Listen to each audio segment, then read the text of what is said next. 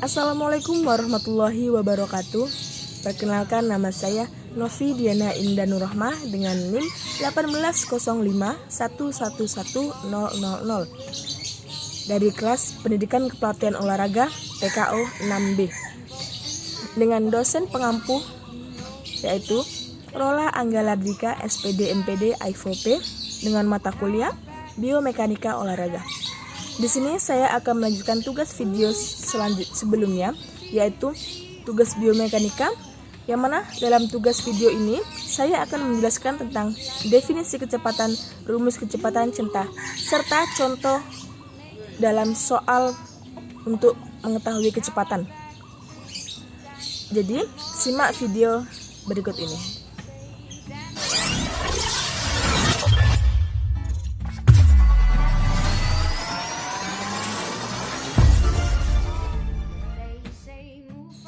Kita semua pasti pernah melakukan perjalanan dengan kendaraan, baik itu kendaraan sepeda motor, mobil, ataupun kendaraan yang lainnya.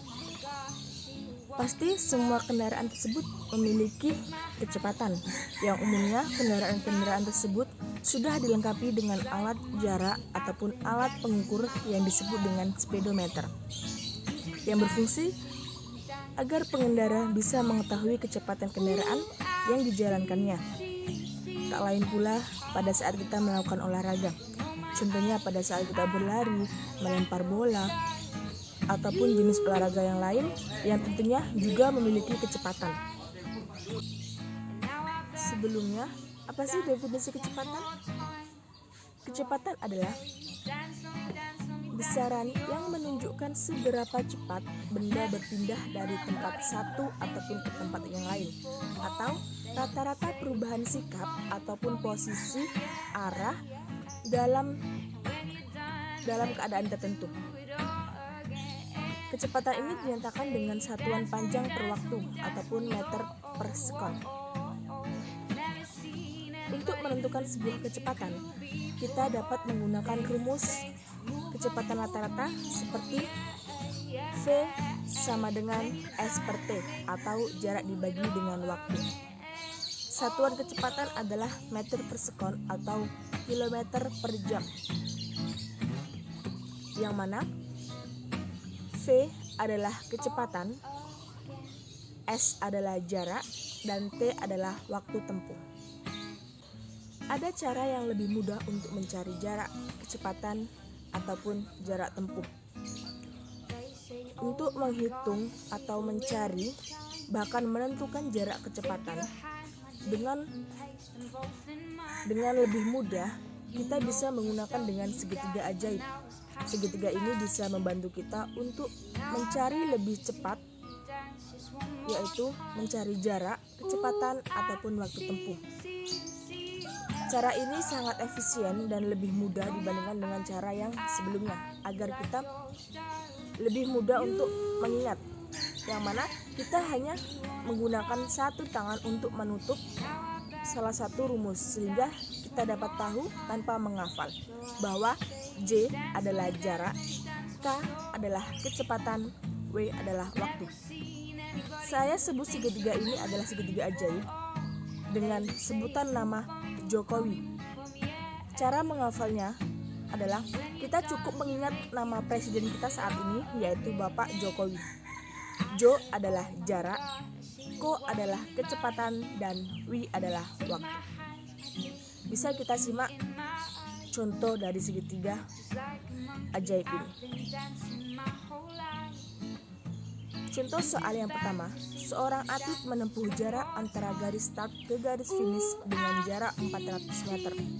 Jarak tersebut dapat ditempuh seorang atlet selama 90 detik. Berapakah kecepatan rata-rata atlet tersebut? Jawabannya simpel. Yang pertama, untuk mencari kecepatan rata-rata, maka menggunakan rumus kecepatan atau dengan menggunakan rumus ajaib, segitiga ajaib tadi. Diketahui jarak adalah 400 meter, sedangkan waktu adalah 90 detik.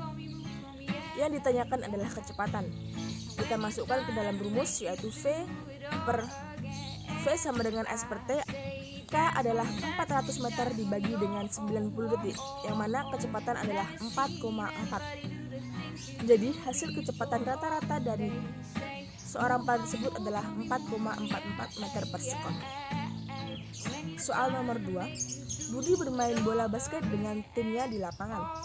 Mereka bermain sangat semangat. Tapi pada saat rekan setim Budi meminta bola, Budi malah menggelindingkannya.